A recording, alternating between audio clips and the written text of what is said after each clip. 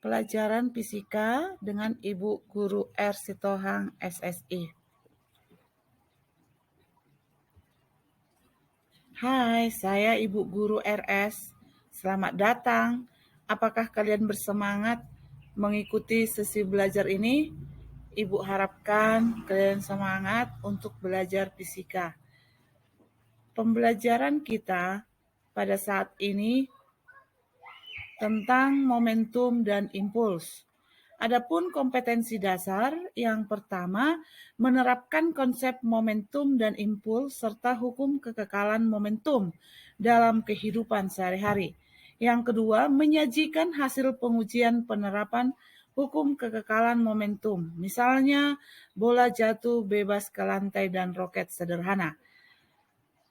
Yang menjadi tujuan pembelajaran kita, yang pertama, murid dapat mendefinisikan konsep momentum dan impuls berdasarkan hasil kegiatan dengan lengkap dan benar.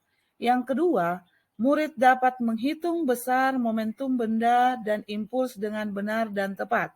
Yang ketiga, murid dapat menyelesaikan hubungan antara momentum dan impuls dengan benar. Yang keempat, murid dapat merumuskan hukum kekekalan momentum. Dan yang kelima, murid dapat menyelesaikan soal tentang tumbukan lenting sempurna, tumbukan lenting sebagian, dan tumbukan tidak lenting sama sekali. Bagian yang pertama yang kita bahas, adapun materi yang mau kita pelajari, yang pertama adalah momentum, yang kedua impuls, yang ketiga hubungan momentum dan impuls, dan yang keempat hukum kekekalan momentum. Konsep dan definisi. Momentum merupakan besaran vektor hasil perkalian antara massa dengan kecepatan. P sama dengan mp. Dengan P adalah momentum yang satuannya kilogram meter per sekon, M adalah massa benda atau kilogram, dan P adalah kecepatan benda meter per sekon. Sedangkan impuls adalah hasil perkalian antara gaya dengan selang waktu. I sama dengan F kali delta T. Dengan I adalah impuls dalam satuan Newton sekon, F adalah gaya yang diberikan dalam Newton, dan delta T adalah selang waktu dalam sekon. Kalau kalian perhatikan, di situ ada gambar seorang kiper berusaha untuk menangkap bola. Dan yang kedua, petinju yang menggunakan sarung tangan.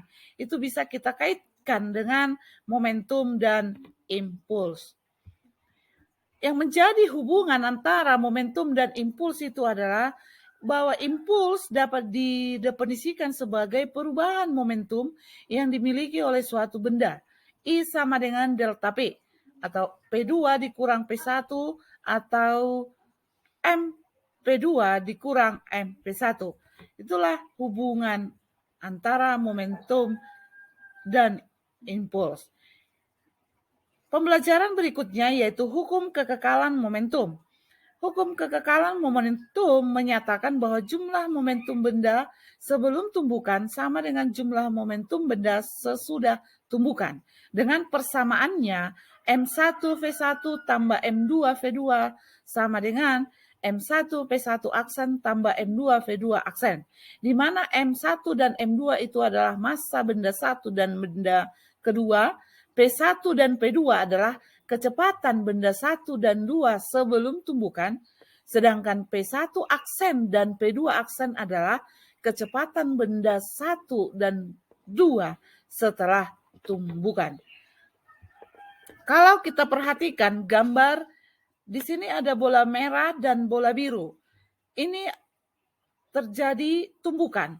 Mula-mula bola 1 memiliki momentum, begitu juga dengan bola kedua memiliki momentum. Setelah bertumbukan, maka kedua bola tersebut juga akan bergerak. Maka terjadilah di sini hukum kekekalan momentum untuk dua buah bola yang bertumbukan selagi tidak ada gaya luar yang bekerja.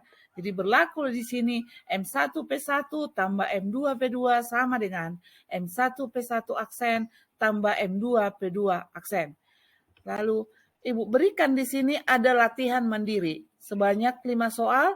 Silakan kalian kerjakan kelima soal tersebut dan akan kita bahas bersama nanti di kelas.